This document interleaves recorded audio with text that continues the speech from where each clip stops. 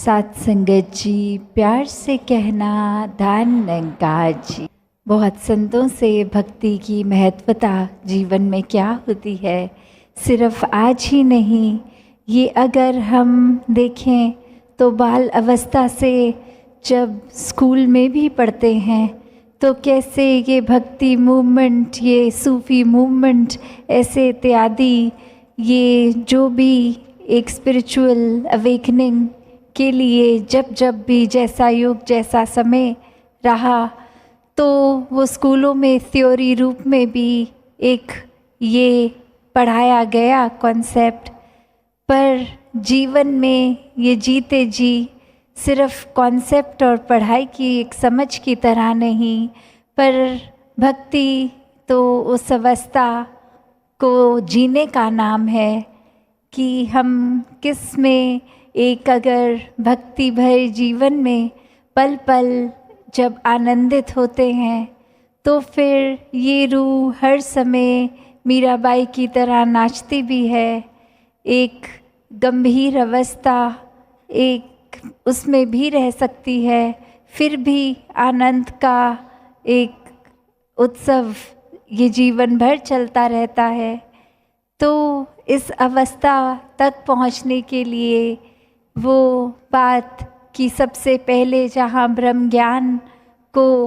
एक जीवन में सही मायने में समझकर इस निराकार के एक दर्शन करके इसको जब तक खुद देखेंगे नहीं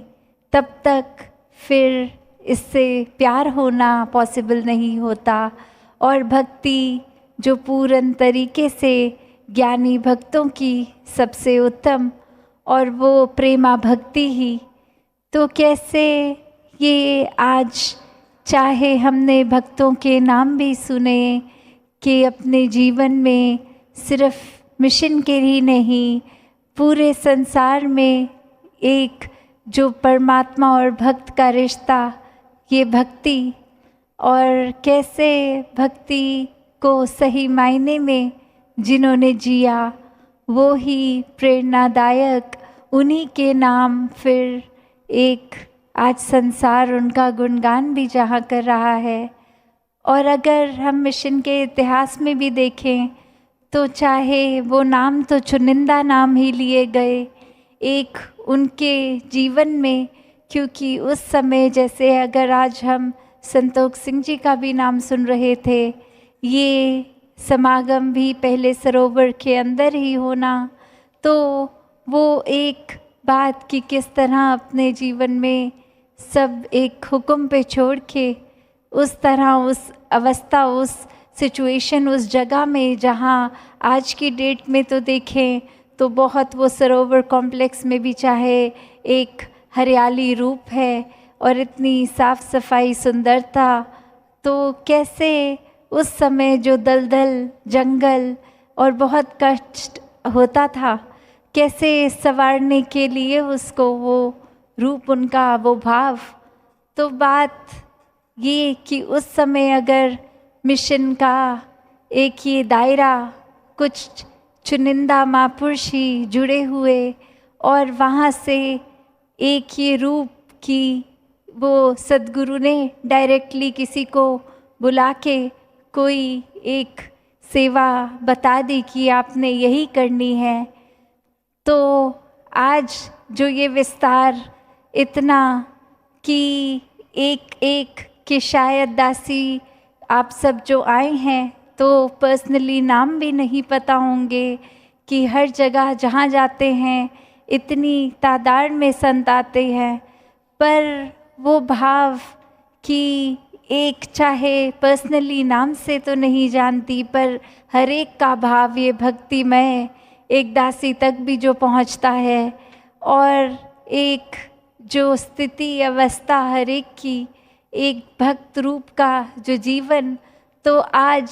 वो भी पॉसिबल नहीं कि अक्सर एक दासी को कभी कभी महापुरुष आके नमस्कार की लाइन में कुछ पर्सनल पूछ भी लेते हैं कि दास ये करे कि ये करे, आप हुक्म कीजिए। तो दासी का जवाब तब ये होता है, जो आपको ठीक लगे। दातार ने आपको चेतनता बख्शी है, बुद्धि बख्शी है, डिसीजन खुद लेना है, दातार सुखदाई करे। तो आज का समय वो अब नहीं कि हर एक को अलग अलग कुछ हुक्म देने हैं, नहीं। जो सत्संग में इस माइक में कहा गया, जो पूरी सत्संग के दौरान हर एक ने किसी के भी मुख से सुना,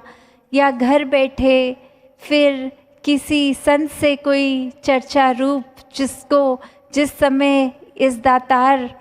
का वास उसमें देखते हुए,